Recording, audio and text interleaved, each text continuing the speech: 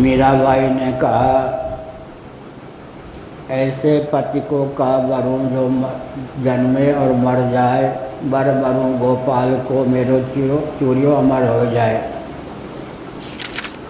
अब हर व्यक्ति अपने जीवन का निरीक्षण परीक्षण करे। जिसने जगत को ही वर्ण समझा है उसे मृत्यु का भय अवश्य प्राप्त है। कालक्रम से 31 नील 10 खरब 40 अरब वर्ष की अवधि भी पूर्ण हो जाती है। आजकल जो ब्रह्मा जी के पद पर हैं 51वें वर्ष में प्रविष्टि कर चुके हैं।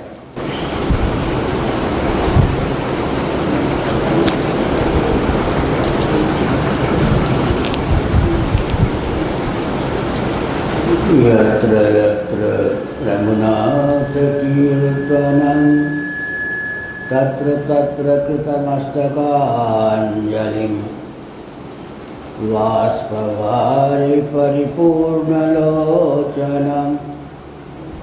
मारुतिं नमत राक्षसान्तकम् नामापिते च मधुरं मधुरं स्वरूपं कर्मापिते च मधुरं मधुरा स्मृतिश्च बुद्धिं प्रबोधय प्रभो मधुबोधशक्तिं विद्यां प्रयच्छ परमां परिभावयामि।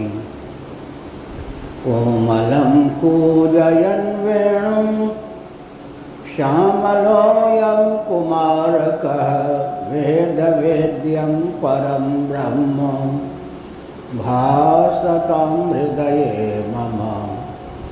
कूजन्तं राम रामेति मधुरं मधुराक्षरम् आरुह्य कविता शाखां वन्दे वाल्मीकिकोकिलम्। निगमकल्पतरोर्गलितं फलं शुकमुखादमृतद्रवसंयुतं पिबत भागवतं रसमालयं मुहुरहो रसिका भुवि भावुकाः। ऋणादपि सुनीचेन तरोरपि सहिष्णुना अमानिना मानदेन कीर्तनीयः सदा हरिः। नारायणाखिलगुरो भगवन्नमस्ते नारायणाखिलगुरो भगवन्नमस्ते नारायणाखिलगुरो भगवन्नमस्ते। शिवाय नमः शिवलिंगाय नमः।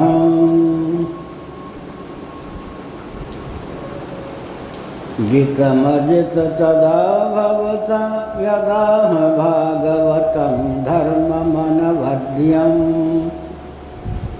निष्किञ्चनाय मुनय आत्मा रामायमुपासते पवर्गाय।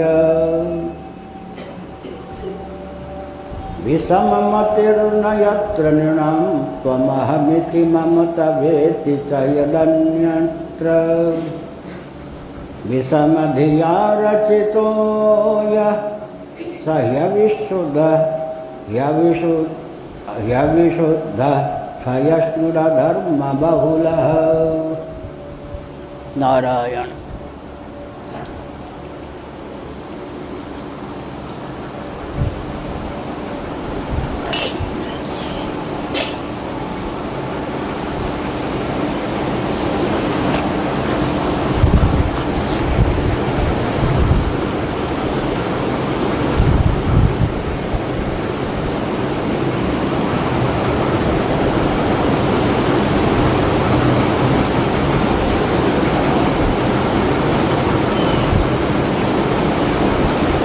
निर्दोषम समम ब्रह्म वेदांत वेद्य ब्रह्म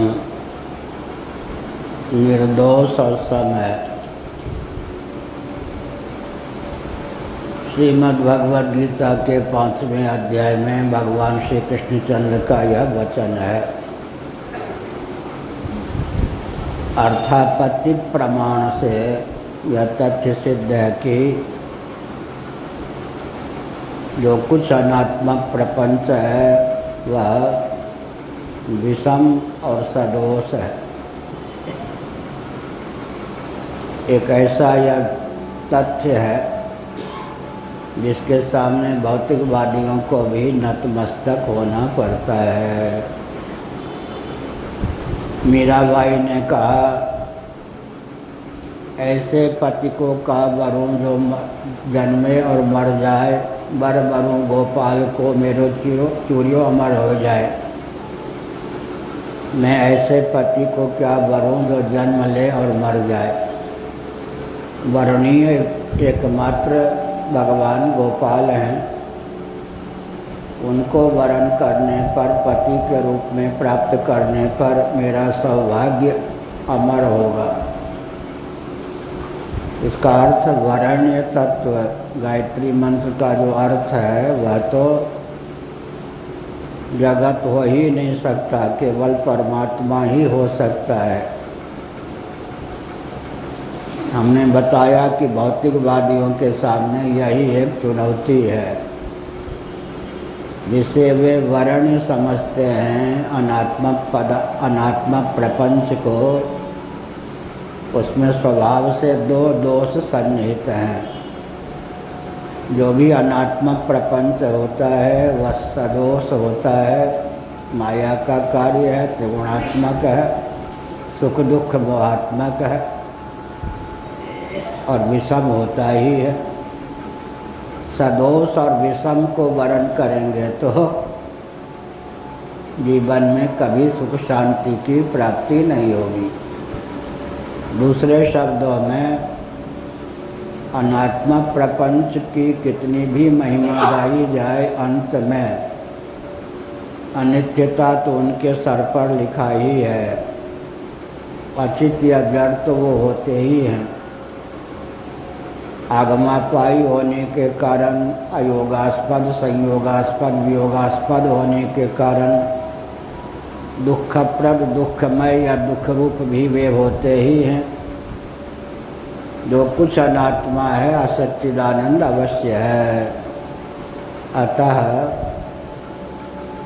हम उदाहरण दिया करते हैं साल में 10-5 बार, मरी हुई सुंदरी को नाक से चिपकाकर चमेली जैसी सुगंध की प्राप्ति संभव नहीं है। तद्वत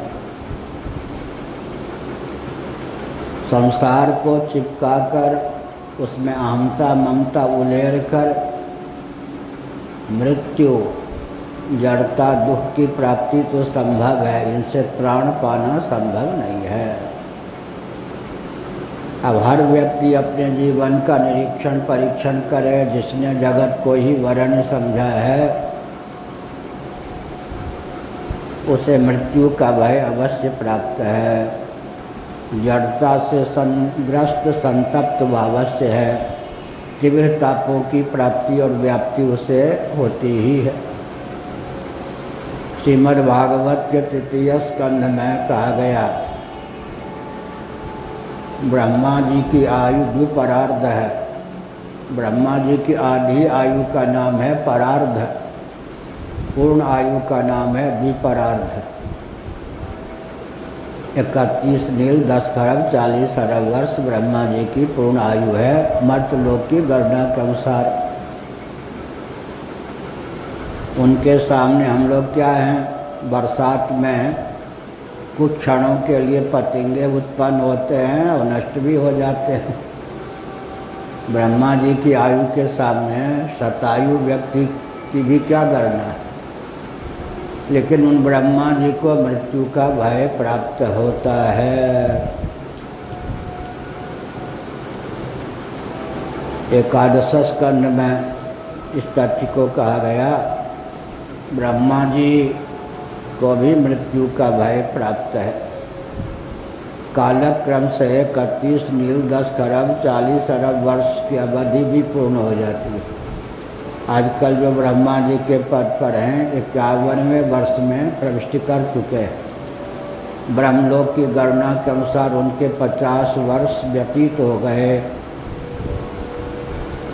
इसीलिए भगवान की निंदा में तात्पर्य नहीं है, भगवान भी किसी को आयु बढ़ाकर मृत्यु के भय से नहीं मुक्त कर सकते। नान्यः पंथा विद्यते यनाय,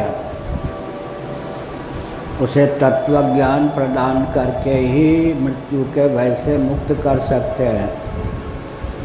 जब वह इस तथ्य को समझेगा, कि मैं अमृत स्वरूप हूँ, आत्मा नित्य है, मैं आत्मा स्वरूप हूँ,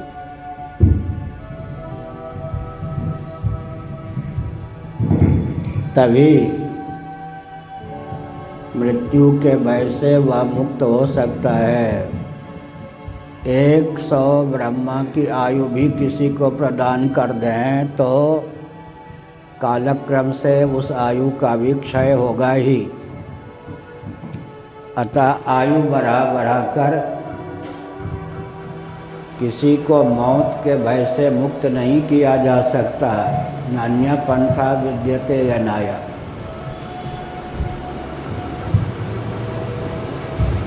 जितने विश्वविद्यालय हैं, सब की विद्या और कला से कोई संपन्न हो जाए, फिर भी जड़ता के चपेट से मुक्त नहीं हो सकता जब तक कि स्वयं को अखंड विज्ञान स्वरूप चिद्घन न समझ ले। और विषयजन्य जो भी आनंद है, प्रियमोद प्रमोद, वो ब्रह्मलोक तक का भी प्राप्त हो जाए तो भी व्यक्ति दुख के चपेट से मुक्त नहीं हो सकता। अगर उसे गाढ़ी नींद प्राप्त न हो, विषयजन्य आनंद की तिलांजलि न दे, तो विक्षिप्त हुए बिना नहीं रह सकता। इसका अर्थ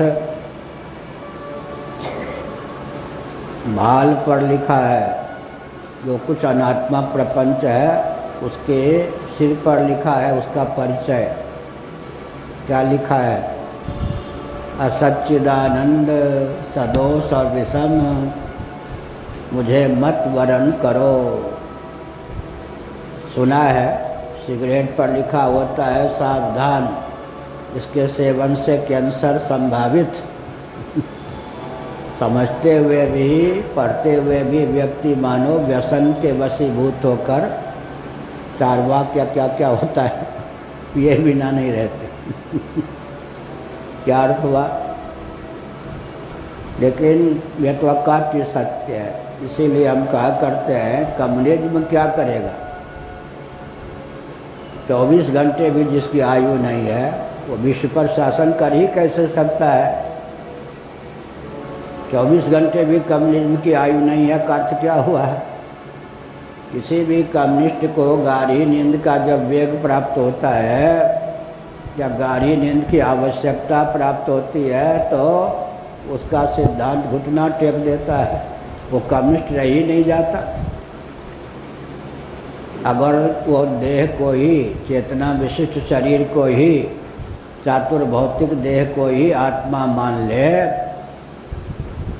तो आत्मा को भुलाए बिना गाढ़ी नींद हो ही नहीं सकती है। तो गाढ़ी नींद के सामने तो भौतिकवाद घुटना टेक देता है। 24 घंटे भी जिसकी आयु नहीं है वो विश्व पर शासन क्या कर सकता है?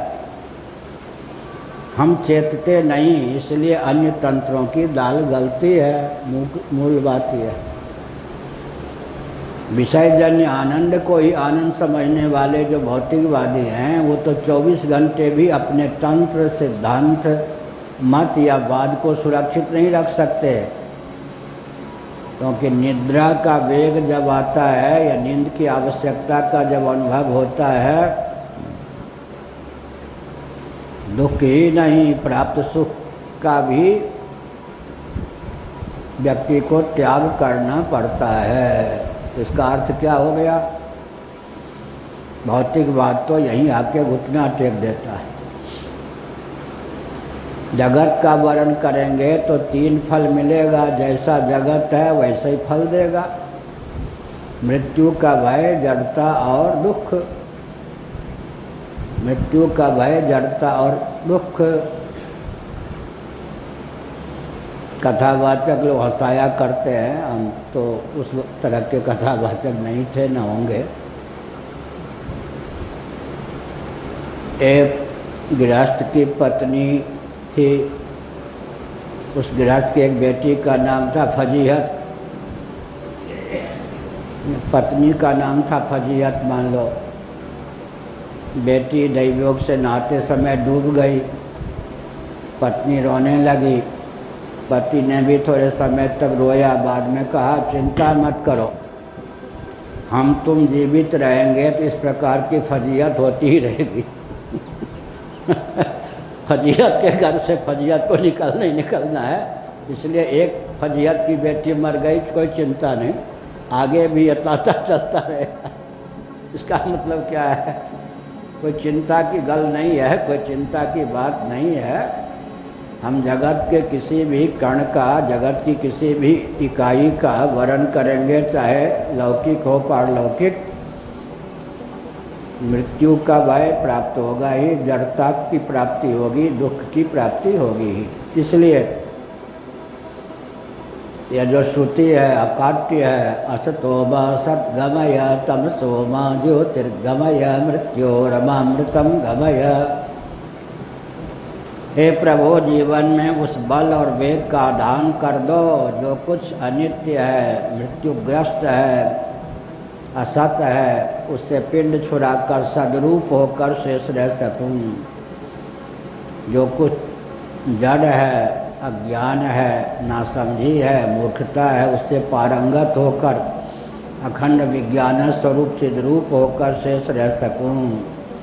जो कुछ दुख है, ताप है, वेदना है, पीड़ा है, उससे त्राण पा सकूं, अखंड आनंद स्वरूप होकर शेष रह सकूं। आज न सही कल, अंत में करोड़ों कल्पों के बाद सही इस सिद्धांत को अपनाना ही पड़ेगा। चाहे कोई भौतिकवादी हो, चाहे कुछ घूमते घूमते भटकते भटकते इस केंद्र पर आना ही पड़ेगा कि जगत वर्ण करने योग्य नहीं है। अनात्म प्रपंच में जो कुछ वर्णीयता है, अनात्म प्रपंच में जो कुछ वर्णीयता है, स्वतः सिद्ध नहीं है। सच्चिदानंद स्वरूप परमात्मा से अधिष्ठित होने के कारण, परमात्मा की अनुगति होने के कारण है। स्वतः कुछ भी वर्ण करने योग्य नहीं है।